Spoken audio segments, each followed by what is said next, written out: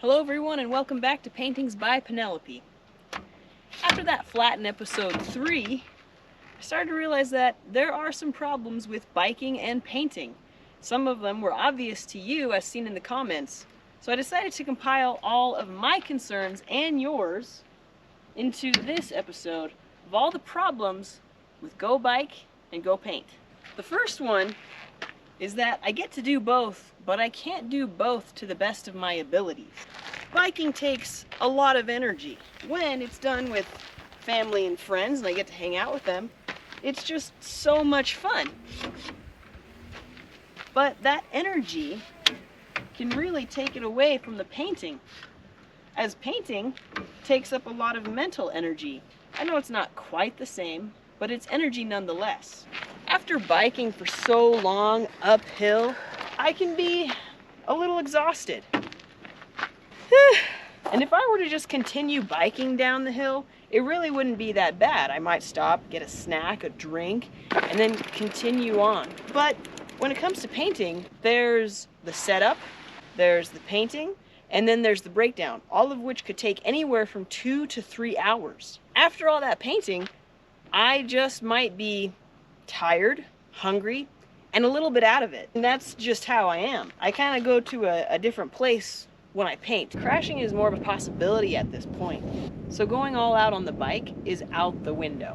One comment by Mary Hazlitt asked, "Are you a bit too amped after biking to paint? A bit shaky?" Answer, no. But that's because I don't go all out on the bike. If I were to crash, however, that would make me very shaky or amped up. As a matter of fact, there was this one time where I was out for a ride with my dad and I was in the lead, and so he got to see me crash. I think I hit a rock or something and I flipped over down the hill. The bike's on top of me, I'm on the ground, and I'm still clipped in. I don't ride clipless anymore, by the way. My body started to react. It kind of freaked my dad out because all the muscles in my back just began to fire off involuntarily.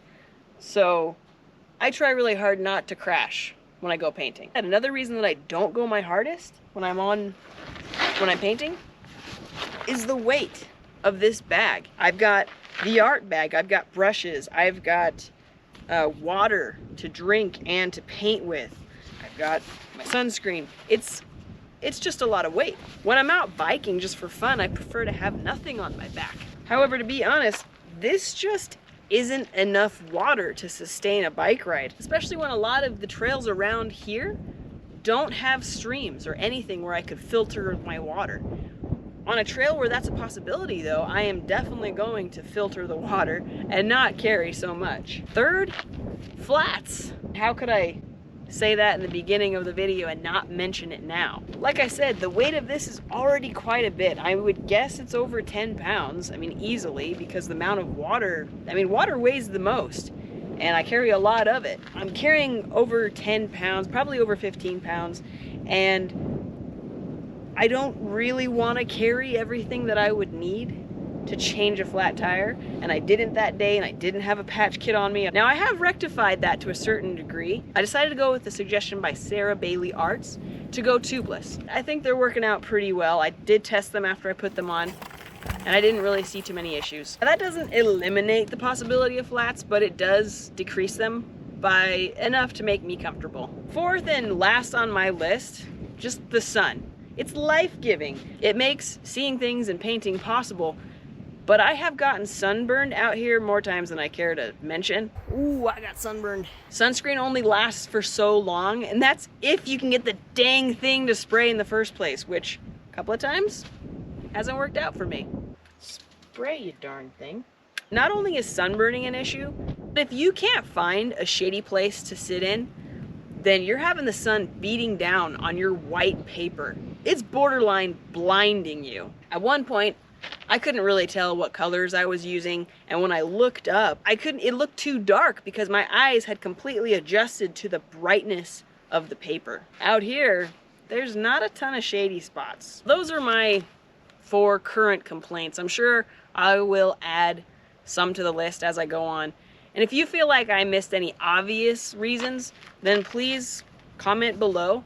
I didn't get into YouTube to posture as the best artist or that I have all the answers but I do want to share my art. And what happens when I do all the crazy things that come into my mind, even if that results in failure.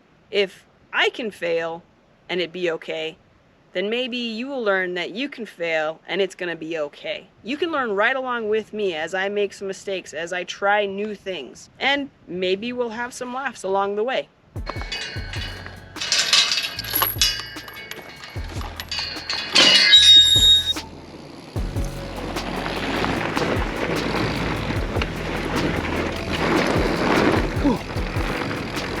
Going sideways a little. No cars. Okay. Woo.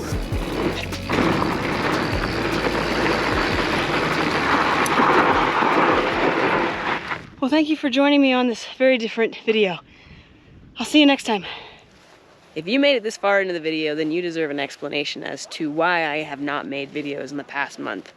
And that's because I was getting ready to make one, and I did half the filming. Before I could do the other half, I got sick, and I'm still getting over it. I've done the resting, I've done medicine, I've done magical herbal hot water called tea.